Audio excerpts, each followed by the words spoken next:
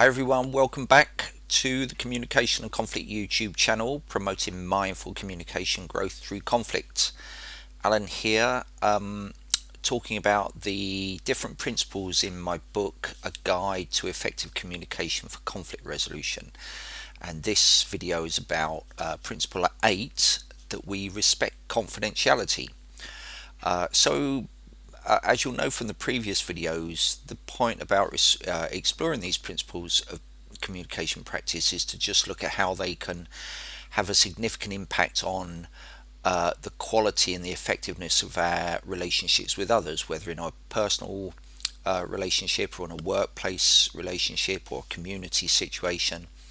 And in the case of that we respect confidentiality, I think there are a wide range of different ways in which confidentiality can have a significance in any of those areas of communication. So, for example, if I share something with someone that I perhaps trust that they will treat confidentially, or certainly with a certain amount of discretion, and I find that they've shared that information elsewhere, it may just be a simple thing like maybe I'm having a difficulty with my partner, or I'm worried about a work project coming up, or I might have a health concern, or any kind of personal information that I might be feeling. I might even say that I'm feeling depressed or down about something.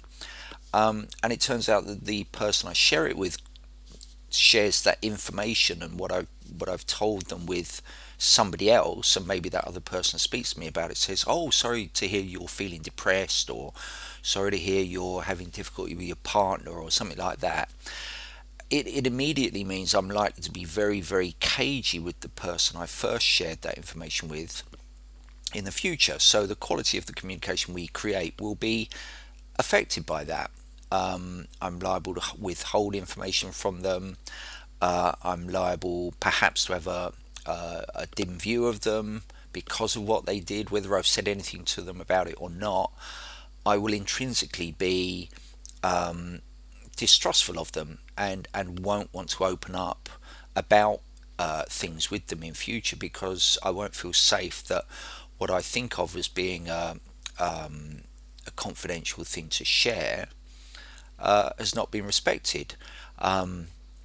Now, it may or may not be that I've kind of remembered to explicitly state that they must keep it confidential, but I don't know that we always kind of think to do that. We don't kind of ask people to state before we say anything, you must keep this confidential. We just kind of trust that because it's quite a sensitive issue, that they're not just going to go kind of blabbing it off to everybody else. But obviously, there is a part that we can play for ourselves to try to ensure that by asking that people keep things confidential. But perhaps sometimes we can assume that that's the case, and then it doesn't turn out to be so. And I'm not necessarily looking to blame anyone here to say whose fault it is, but the very act or the very experience of it happening can mean that we then kind of put up walls to people because we have not have felt that something that we thought was kind of quite private has been shared elsewhere.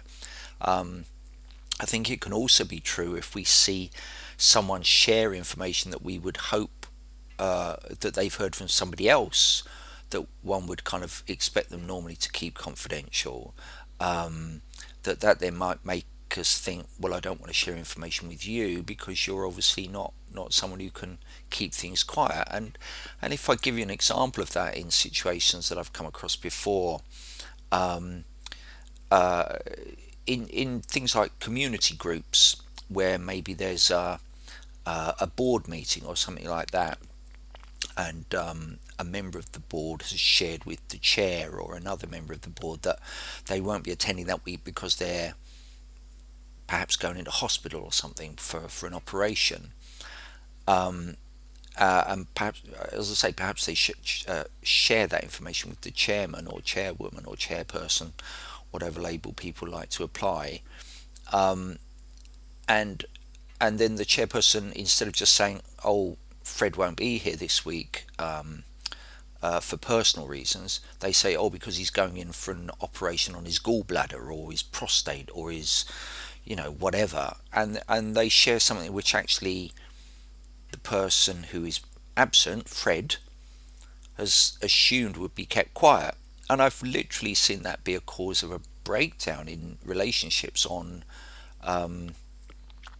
boards before, because there hasn't been this sensitivity to what confidentiality and discretion over certain personal matters can mean. So, in a sense, it's about looking at what are the many different ways in which we either share information with other people or other people share things with us. That if we're not clear about the consideration of confidentiality, so we can perhaps ask someone, how do you feel about me sharing this with other people, or do you want me just to keep it between ourselves?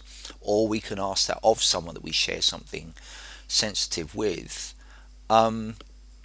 The extent to which that affects our ability to create good quality, close, open, respectful communication with other people, and for them to feel able to do the same thing with us.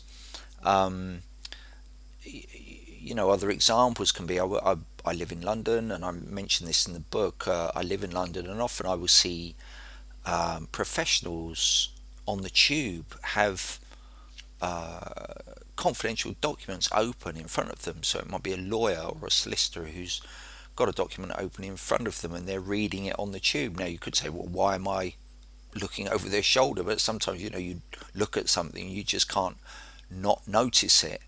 But the thing is, to what extent would I then feel safe um, using that person as a professional, and to what extent would I ensure, if I engaged a solicitor or lawyer or some other professional, to what extent would I feel it necessary to say to them, you will keep this information confidential, won't you? I would hope that I would be able to trust that was intrinsic or implicit to my kind of professional relationship with that person. But sometimes it would seem that's not the case. I've heard social workers have conversations on the train before about clients using their name. So they've not even kind of anonymized their discussion. I can understand someone saying, "Oh, you know, the person that we both know we're talking about, has got this difficulty with their partner, and their child is, I don't know, going to go on the child abuse register," but the person doesn't use the name, so nobody knows who it is. But I've literally heard more than once a social worker discussing the name of a client and the issues that relate to them on a train before. Um, and obviously, if that professional isn't considering confidentiality issues um, in the way that one might expect, that inevitably is going to at some stage play out in their relationships with their clients. And so their clients are going to keep things hidden from them because they won't trust that it won't be shared widely.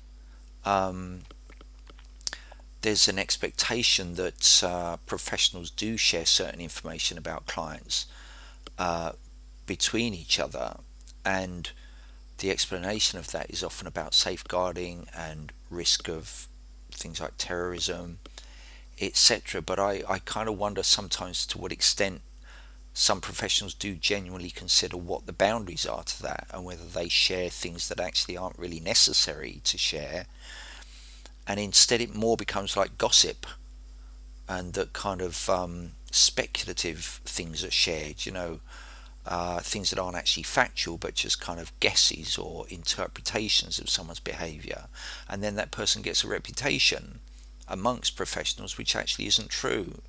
And I've seen that happen before, where because a particular client was angry about something that a professional did, it kind of got shared that actually this person was a violent or aggressive person across all professions. But actually, first of all, the person wasn't violent, but they were understandably angry with the professional because of something they did.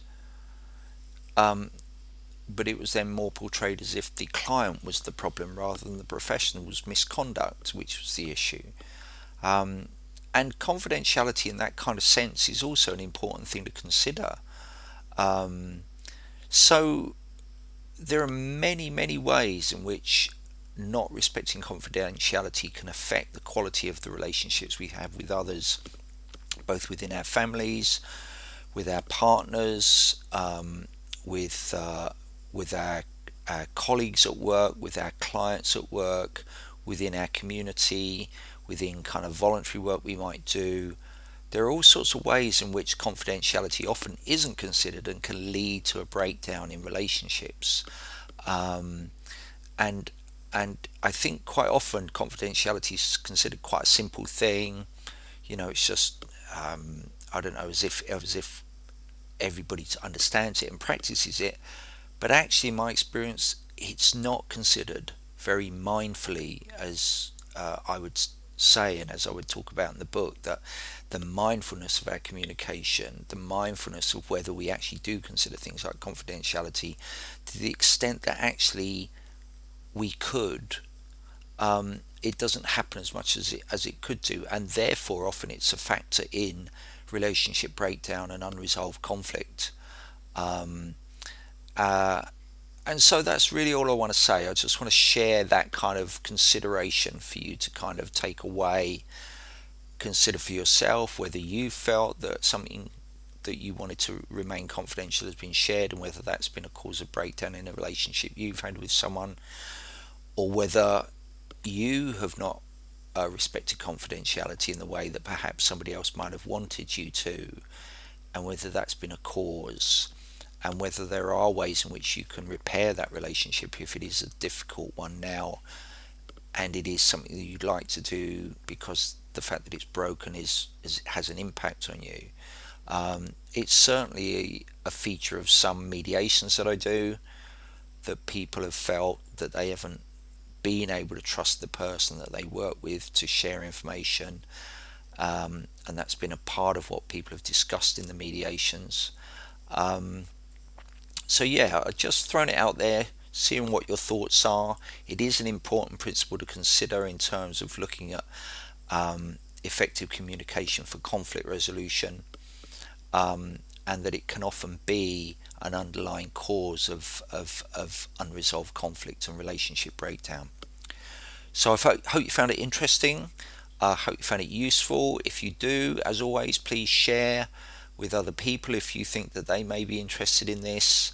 Um, uh, Press the like button below. If you haven't subscribed already, please do so.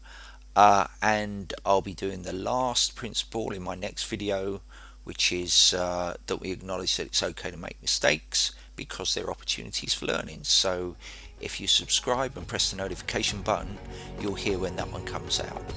Thanks very much for listening. Have a good day. Bye bye.